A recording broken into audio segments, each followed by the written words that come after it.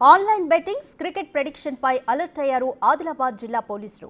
IPL target గా online platforms ద్వారా betting కి పాల్పడుతున్నట్లుగా గుర్తించారు. సోషల్ మీడియా ప్లాట్ఫామ్ ద్వారా బెట్టింగ్లు నిర్వహిస్తున్న వారిపై నిఘా పెట్టామన్నారు ఎస్పీ అఖిల్ మహాజన్. యువత బెట్టింగ్లకు పాల్పడకుండా పేరెంట్స్ కు అవగాహన కల్పిస్తున్నట్లుగా చెప్పారు. ఆదిలాబాద్ జిల్లాలో బెట్టింగ్, ఆన్లైన్ గేమ్స్, మట్కా భూతాన్ని అరికడతామంటున్న ఎస్పీ అఖిల్ మహాజన్ తో మా ప్రతినిధి ఇర్ఫాన్ ఫేస్ టు ఫేస్. రాష్ట్ర వ్యాప్తంగా బెట్టింగ్ యాప్స్కి సంబంధించి చర్చ జరిగినటువంటి నేపథ్యంలో ప్రభుత్వం కూడా సిట్ని ఏర్పాటు చేయడం జరిగింది. మరి ఇటు గ్రామ స్థాయిలో కూడా బెట్టింగ్ యాప్స్ చేరుతున్నటువంటి పరిస్థితి మనం గమనిస్తూనే ఉన్నాం. మరి దానికి సంబంధించి ఇప్పుడు ఐపీఎల్ సీజన్ కూడా నడుస్తుంది. మరి దానికి సంబంధించి ఆదిలాబాద్ జిల్లాలో బెట్టింగ్ యాప్స్కి సంబంధించి ఎలాంటి పరిస్థితి ఉంది, మరి దాని నివారణ కోసం ఎలాంటి చర్యలు చేపడుతుందో తెలుసుకోవడానికి మనతో పాటు ఆదిలాబాద్ ఎస్పీ అఖిల్ మహాజన్ ఐపీఎస్ గారు ఉన్నారు. మరి వారిని అడిగి బెట్టింగ్ యాప్స్ నివారణ కోసం ఎలాంటి చర్యలు తీసుకుంటున్నారు, అరికట్టడానికి ఎలాంటి చర్యలు తీసుకుంటున్నారు అని తెలుసుకునే ప్రయత్నం చేద్దాం. సార్ చెప్పండి, ఇప్పుడు రాష్ట్ర వ్యాప్తంగా ఏదైతే ఉందో బెట్టింగ్ యాప్స్కి సంబంధించి ఒక చర్చ అయితే నడిచింది, ప్రభుత్వం కూడా స్పందించింది. యూట్యూబ్ ఇన్ఫ్లుయెన్స్ కానివ్వండి, సెలబ్రిటీల వరకు కూడా బెట్టింగ్ యాప్స్ని ప్రమోట్ చేసి ఈ రోజున చట్టం వారిపైన చర్య తీసుకోవడానికి కూడా సిద్ధమైంది. ఈ ఇన్ఫ్లుయెన్స్ ఆధారంగా చేసుకుని వాళ్ళ ఫాలోవర్స్ కానీ గ్రామ స్థాయిలో యువత కూడా బెట్టింగ్ యాప్స్ వైపు మళ్ళీనటువంటి సందర్భాలు ఉన్నాయి. ఇటు ఆదిలాబాద్ జిల్లాలో కూడా పిప్పర్వాడకు సంబంధించి ఒక గ్రామంలో కూడా బెట్టింగ్ యాప్స్కి అప్పుల బాధ భరించలేక ఆత్మహత్య చేసుకున్నటువంటి సందర్భాలు ఉన్నాయి. మరి ఇలాంటి బెట్టింగ్ యాప్స్ నివారణ కోసం క్షేత్రస్థాయిలో ఆదిలాబాద్ జిల్లా వ్యాప్తంగా అరికట్టడానికి ఎలాంటి చర్యలు తీసుకుంటున్నారు? ఓకే, ఇది ఇప్పుడు ఫస్ట్ మనం తెలంగాణలో గ్యాంబ్లింగ్ ఏమైనా టైప్ ఉంటే అది బ్యాండ్, అది ఆన్లైన్ ఉండొచ్చు, ఆఫ్లైన్ ఉండొచ్చు. ఇంకా మన ఆనరబుల్ సీఎం సార్ కూడా దీనిపైన పోలీస్కి స్ట్రిక్ట్ ఇన్స్ట్రక్షన్స్ ఇచ్చారు. దానికి ఒక సిట్ కూడా ఫామ్ చేయడం జరిగింది. మన ఆదిలాబాద్ జిల్లాలో కూడా ఇక్కడ చాలా బెట్టింగ్ ఇంతకుముందు ఉంటే దానికి మనం అట్లీస్ట్ 5-6 కేసెస్ కూడా లాస్ట్ 1 మంత్లో ఐపీఎల్ సీజన్ వల్ల అది కూడా చేయడం జరిగింది. మీరు చెప్పింది ఇది జైనత్ పోలీస్ స్టేషన్లో కూడా ఒక పర్సన్ ఎట్లయినా సూసైడ్ చేశారు. అది కూడా మనం అది మొత్తం ఆన్లైన్ డీటెయిల్స్ ఎవరిది వెబ్సైట్ అది ఫైండ్ అవుట్ చేస్తున్నాము. అది కాకుండా ఇంకొక కేసు కూడా మన దగ్గర ఆన్లైన్ బెట్టింగ్ది ఉంది.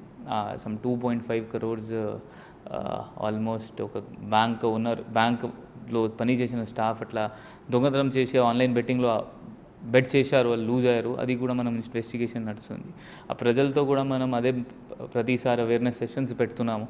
ఆ బెట్టింగ్ చేస్తే మీకు లాసే అవుతుంది. ఆ బెనిఫిట్ ఎవరైనా మేనేజర్ ఉన్నారు, ఓనర్ ఉన్నారు బెట్టింగ్ యాప్, అదే మాత్రమే సంపాదిస్తారు డబ్బులు. సో మీకు మొత్తం లాస్ అవుతుంది. అందువల్ల మీరు ఈ బెట్టింగ్ దారిలో పోకండి. సార్, ముఖ్యంగా ఈ ఆదిలాబాద్ జిల్లా మారుమూల ఆదివాసీ ప్రాంతం, దీనికి ఎక్కువగా యూతే బెట్టింగ్ యాప్ వైపు అట్రాక్ట్ అవుతున్నటువంటి పరిస్థితి. ఈ సందర్భంలో ఏదైతే సోషల్ మీడియా ప్లాట్ఫామ్స్ ఉన్నాయో, యూట్యూబ్ కానివ్వండి, టెలిగ్రామ్ కానివ్వండి, ఇట్లాంటి టెలిగ్రామ్ ఛానల్స్ ద్వారా కూడా బెట్టింగ్ యాప్ని ప్రమోట్ చేసి యువతని ఆకర్షించే ప్రయత్నాలు బెట్టింగ్ యాప్కి సంబంధించినటువంటి మాఫియా చేస్తున్నటువంటి పరిస్థితి ఉంది. మరి దానికి సంబంధించి ఈ సోషల్ మీడియా పైన కూడా ఎలాంటి నిఘా ఉంచబోతుంది?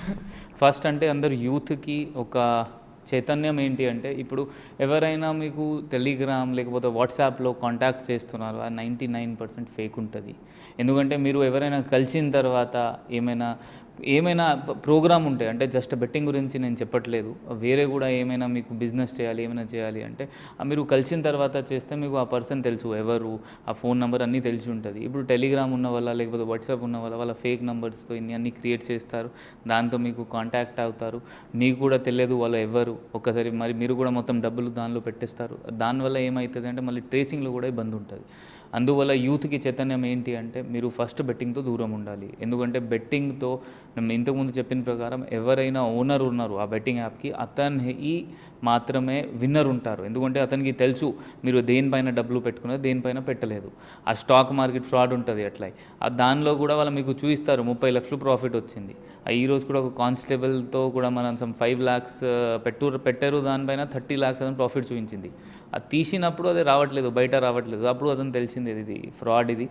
అందువల్ల యూత్ ఇట్లయినా ఆన్లైన్ బెట్టింగ్ యాప్స్తో లేకపోతే ఆన్లైన్ గేమింగ్ యాప్స్తో లేకపోతే ఆన్లైన్ ఫేక్ స్టాక్ మార్కెట్ యాప్స్తో కొంచెం దూరం ఉండాలి. ఆ పేరెంట్స్ కూడా మీ కొడుకు కూతురు ఏం చేస్తున్నారు, ఆ డబ్బులుది మీరు ఇచ్చిన డబ్బులకి వాళ్ళు ఏం చేస్తున్నారు అది కూడా మీరు చూడాల్సింది బాధ్యత ఉంటుంది. నేను మనవి ఏంటి అంటే ముందు మనకి చెప్పండి, సో దట్ ఎవరైనా ఇంకా కూడా వేరే వాళ్ళతో వాళ్ళు చేస్తున్నారు అంటే అది మనం ఆపుకోవచ్చు.